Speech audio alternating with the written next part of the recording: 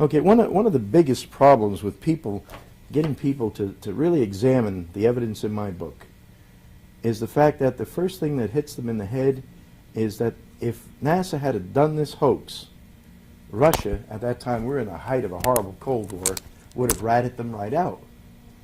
And when you think about it, you say, yeah, that's right.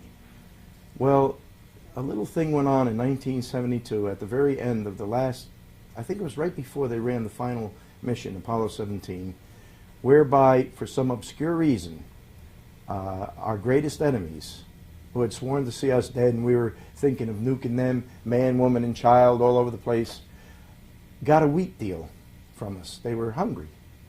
It turns out that communism doesn't seem to be able to produce food. In a land where there's plenty of food, when you become communist, shortly thereafter there is no food. Time and time again all over the world. However, these Russians didn't rat us out because in 1972, and during that summer, our State Department decided to sell them a quarter of our grain crop. That's not only the wheat. They called it the wheat deal, but it's not only the wheat. It was corn and everything else.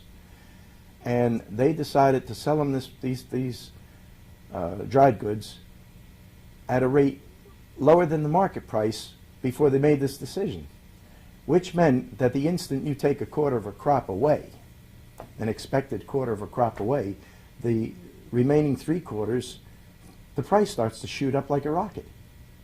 And that's what happened to us. Our bread prices climbed and have never come down.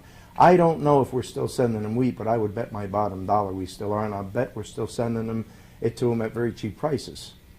So the longshoremen, being simple folk and not understanding all the finer details of all this nonsense, would not load the boats.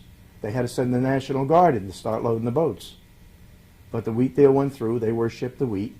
And if you look at a country that's coming apart from hunger, getting a wheat deal over ratting us out to the world, which one do you think your government would choose?